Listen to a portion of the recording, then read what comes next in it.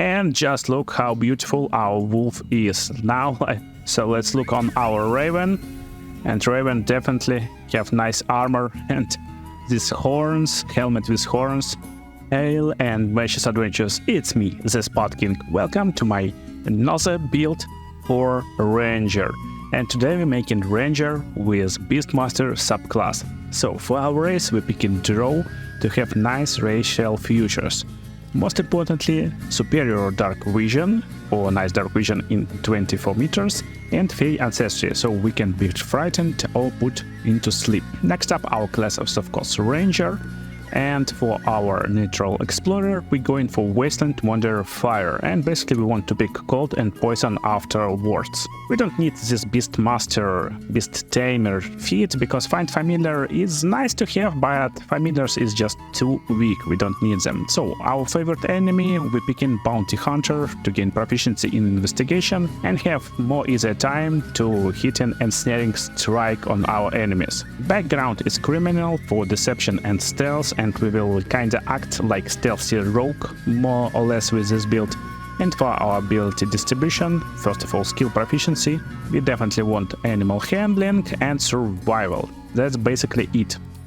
So for our point distribution, we just dump strength because we will be dexterity based build, we will use dexterity based weapons, and we maxed out constitution and wisdom because wisdom is our main spellcasting attribute, and constitution is just gives us health points. That's what we need. We don't need any intelligence and we don't need charisma. But if you like to play more charismatic class for role-playing purposes, you can just go and dump a little bit in constitution, have a little bit more charisma, and finish with something like that. So it will be like 17, 14, 15, 12. Or even dump one from wisdom and add +2 into intelligence or into strength to become more powerful. So something like this. So I just give you options, but we will stick with first example. And we are ready to jump into the game. So first thing that we need to do is of course level up to become Beastmaster. And Ranger level 2 will give us additional spell slot and 2 new spells. So for our spells we pick an Ensnaring Strike and Goodberry as our survival spell. For fighting style, today we're picking 2-weapon fighting, and this build will actually involve us to hide, come from behind and act with 2 weapons for very nice and strong DPS. And we're hitting our level 3 Ranger, so now we finally can pick our subclass, and our subclass of course will be Beastmaster for today. And I remind you, I got guides for every class and subclass. It will be in the pinned comment when they're ready. For now I totally have Hunter guide. So when we're picking Beastmaster, we will get Ranger's Companion class action, and we're basically gaining a Beast Companion that accompanies us on our adventure and fight alongside us. So our race future is Fairy Fire, and it's nice concentration spell. We are basically inflicting enemies with this Fairy Fire, and we will have advantage on attack rolls against them. Very strong spell. And for our another spell that we can choose, we can use Hunter Mark, of course. Finally, we can use Hunter Mark. And just like that, let me show you this Beastmaster in a battle. So first of all, let's speak about companions. Companions require only action, so you can summon them in a fight, but better just summon them before the fight. And they recharge on short rest, so you can just summon this Wolf Companion, for example. And now we got this big bad wolf, but we can't use another companion before we use short rest, so we need to use short rest. But first of all, let me show you this Lupus. We can examine him, and he will be our level 3 wolf with this stat block. So wolf can lunge and bite, and it can make enemy prone. Very nice, very cool stuff. Wolf, very good companion. And basically with this build you actually can make character that will look like Jon Snow from Game of Thrones, and you will play out just like him. So let me show you another companions before we going into the fight. We can have Dire Raven companion, and yeah, only one companion at a time. So Dire Raven, main ability, he can fly, so he don't care about positioning, he can just fly around and attack from the sky. Joking, yeah, of course not from the sky, he need to come close, but he kinda attacks eyes of his enemies, and he can make enemies blind. Blind means enemies will have disadvantage on attack rolls. We can have Spider Companion, and Spider can bite and inflict poison damage. This is like our beautiful Spider. That's his stat block if you need it. But Spider can not only bite and poison his enemies for 4 to 11 damage, very nice damage, but he can use web, and this web can enweb his enemies and make it like hard terrain. So Spider is very useful companion too. Another companion is Boar, of course. So Boar is like big, funny boar. So that's his stat block. And he will do additional damage marked to creatures marked by our Hunter's Mark, don't forget this. And he can make enemies prone too. And he basically charges, so it's like range, melee attack, something like this. So he can charge, but sadly he got enwebbed. Yeah, so charge attack is really funny and can make enemies prone. But most importantly, he attacked not only one enemy, but every enemy on his path. And last but not least, Bear Companion, so like strongest, fattest one, 90 hit points, little black bear. So this bear got this stat block if you need it, and he can roar to force enemies attack him. So it's like nice tanky companion. And yeah, every companion got this praise scent, so don't forget it. But our companion of choice will be Wolf or Spider for first levels. Boar kind of works too, but I like Wolf or Spider, they're doing more damage, so let's stick with the Wolf. And Ranger basically works with spell slots, so spell slots recharge on long rest, and when you use spells, you want to use some before the fight. For example, Goodberry, you want to use a spell before the fight, and it will summon good berries. You can eat it in the fight, you can give it to your teammates, so do whatever you like with them and they will heal you. And it's basically like free health potions, a little bit weaker than health potions, but still they are free. So our level 3 hunter, but in tutorial don't have any melee weapons. That's why I show you how you play with this class when you like on the early levels with the bow. So you can use your Wolf to attack some enemies, and don't forget, Wolf got opportunity attack, so even coming close, nearby enemies will force them attack Wolf, or when they will leave Wolf's melee range, they will get attacked by the Wolf.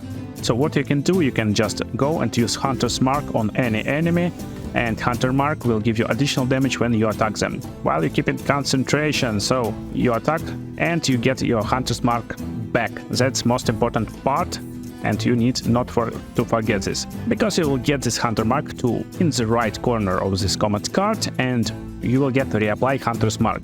So if you use Hunter Mark one more time, it will use your last spell slot, but you want to leave it for Ensnaring Strike. If you see some strong enemies, you just go and attack them with Snaring Strike. But as bonus action, you can reapply Hunter's Mark first. And when reapplying Hunter's Mark, you basically can attack this enemy one more time and get this Hunter's Mark back again, just like that. And attack enemies with your Wolf, and he's doing nice damage too, just like that. And basically build that you want to make is to just get 2 scimitars, for example, and attack with double scimitars on your turns. And when the enemy try to flee, then you attack with your bow, with long bow. So that's idea of your item build and basically your build in general. But first of all, let me show you how our build will look like in late game and how we level up further. So level 4. Level 4 will unlock us additional feat. And good feats for this build can be Savage Attackers, because you will get additional roll when you're attacking your damage, and you will take always highest damage. So that's nice feat. Another real good feat is Lucky. You just have more advantage on your attacks if you need it. And another useful feat can be Dual Wielder. This will give you +1 armor class while you wielding melee weapons. So, and basically you building with double scimitar, for example. So Dual Wielder, really useful feat. But I will use ability improvement at level 4 to round up our dexterity to 18 and wisdom to 16. So it will make our build more strong right now. So level 5 will unlock our race future darkness, and you can cast darkness and basically just hide in the darkness. And it will be very useful because you are kind of melee ranger, so sometimes you need to hide. Additionally, as ranger, you will get extra attack, so now you can attack 2 times in a turn, and your companion becomes stronger on level 5 because your proficiency bonus will be added to his armor class and damage rolls. And you get access to level 2 spells. For level 2 spells, we get in Pass Without Trace, so we can have advantage on stealth checks, very nice and useful stuff, because as I told you, you want to use this stealth a lot when you play in this type of ranger. And just like that, we're going to level 6. On level 6, we pick another favorite enemy, and honestly, it doesn't matter too much, so you can basically pick Ranger Knight and Natural Explorer going to Wasteland Cold. We don't need any replacement spells, and we can go to level 7 instantly. Level 7 will unlock additional subclass feature, and our animal companion now can dash, disengage, and help as bonus action. And that's actually big, so you can dash with your wolf and just travel alongside battlefield. You can disengage for a large distance, so your animal companions become a lot more durable and sustainable in a fight. They can easily engage and disengage and even help your teammates with just bonus action, so they can basically attack someone and help someone to get up. So we get one more spell for spells for this type of ranger. I recommend to using some like basic spells, for example, protection from poison or basically cure wounds to have some sustain right now. So let's take cure wounds and let's go to our level 8. So on level 8 you get additional class feature, and it's landstride difficult terrain. Right now difficult terrain doesn't affect you. That's very nice. You can travel through battlefield freely. And on level 8 we pick in our feat, and we definitely will pick dual wielder right now. So level 9 we gain an additional spell from level 3, and because we don't have any difficulty with difficult terrain, we can use plant growth, and plant growth will summon just roses all around the battlefield, and you can travel through them easily. At least you should be able to. We will check just in a second. On level 10 you will unlock hide in plain sight, so you can hide in the center of the battle, and you will get additional favorite enemy. You can pick whatever you like, it doesn't matter. And you pick last protection, so wasteland poison. You can replace spell if you need, so we will check just in a second. Does plant growth work as intended? And if you don't need this plant growth, just use lighting arrow. It will give you ability to just shoot some lightning damage arrows if you see some enemies that is like vulnerable to this type of damage. Level 11 ranger gaining additional subclass feature finally, Bestial Fury, and this will give an extra attack to your companion. So now your companions can have extra attack, and that's big. So basically ranger and his companion attacking like 4 or 5 times in a battle, and that's big. You get in one more spell, and cool spell is protection from energy. So you have resistance to cold, fire and poison damage, and now you can have resistance to lightning or thunder damage with this spell. But this requires concentration. And last level of this game gives us additional feat. We can pick feats that I told you can pick, or we can go with ability improvement and get our dex to maximum. We can replace final spells, and basically that's it. That's our final build. And just look how beautiful our wolf is. Now our wolf got this armor on his head, and everyone was curious, do we have additional companions? No, so we have same companions, but they became a lot more different. So Spider right now got this like blue wings on the top. Oh, very beautiful and interesting spider. So let's look on our Raven, and Raven definitely have nice armor and these horns, helmet with horns, like Viking Raven, very beautiful, cool stuff. Let's summon Boar. Let's look on our Boar, and as you can see, all companions actually leveling up. This Boar is looking strong, scary. He got extra attacks, and as you can see, now he got 85 HP and 70 AC. Really strong dude. So all companions will have extra attack, and that's cool stuff. And last but not least, let's check our bear. And this bear is looking cool. Yes, I don't know what to say else actually. They all look like dinosaurs with these horns. He more like a rhino, not a bear. But again, let's summon our wolf, because we want this wolf in a battle. Let's have our restoration, and let me show you how this ranger will work in the later stages of the game. First of all, let's of course check this plant growth. So this plant growth summons these roses, and we should be able to travel. Yeah, we immune to plant growth, so build is working. That's our final build. Let me show you again our spells that we pick in. Level 1 spells is Hunter's Mark, Ensnaring Strike, Goodberry, Hunter's Mark, again, yeah. Protection from Evil and Good, Cure Wounds, Pass Without Trace from level 2 spells, and level 3 spells is Protection from Energy and Plant Growth.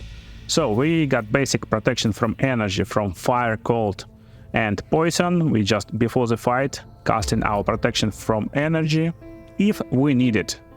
So maybe we need protection from lightning. In this fight actually we don't need it, but we cast it. And we go into the fight. So again, if you start a new fight, keep in mind that plant growth doesn't require any concentration, so you can cast it freely. But if you need protection from energy, then don't cast Hunter Mark or Ensnaring Strike. And don't forget, you can cast Ensnaring Strike in melee form. You just need to press on Ensnaring Strike range, and you will get Ensnaring Strike melee. So make sure to understand what is your main concentration spell right now. So we don't need actually in this fight protection from energy, that's why we can use our bonus action as Hunter's Mark. And we need to decide what we want to do. If this fight looks like long fight, we can use plant growth and cast it like that, so enemies just can't escape us, and we basically can go ram on these enemies and they will have hard time escaping us. Because when we come in on them, finally we attacking them with one strike, then we can attack with another strike, and if it's big enemy on next turn, we don't have this bonus action reapply Hunter's Mark, because this Hunter Marks will stay on that enemy. We can have additional offhand attack, and again we're using our pet to attack enemies, and the pet doing crazy stuff.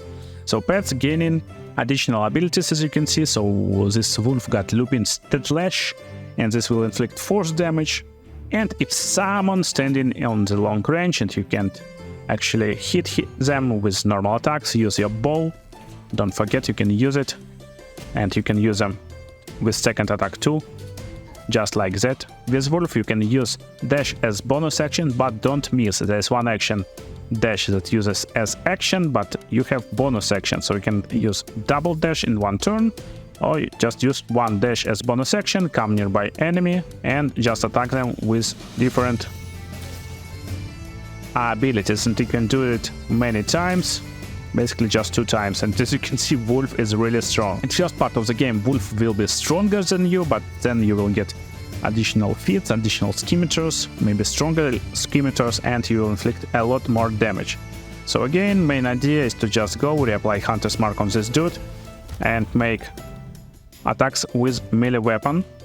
One attack, and then second attack, and on next turn we will make 3 attacks in one turn. So let's don't kill him with our wolf, maybe our wolf can attack this guy instead. Let's do it. And as you can see, wolf is always attacking with advantage because he got pack tactics, and because you play in melee ranger, you always will play nearby your wolf, and when the wolf nearby you, this creature has advantage on attack rolls. That's why it's easy to hit targets with your wolf. So easy, straightforward, but very high DPS build. And that's how you play it. Just one attack, just second attack, and we already made offhand attack. Just like that. So I hope you enjoyed this awesome Ranger Beastmaster build and video. Watch other cool videos on the screen right now about Baldurs Gate 3, and make sure to check pinned comment for all other builds if they're ready. See you in the next videos, guys.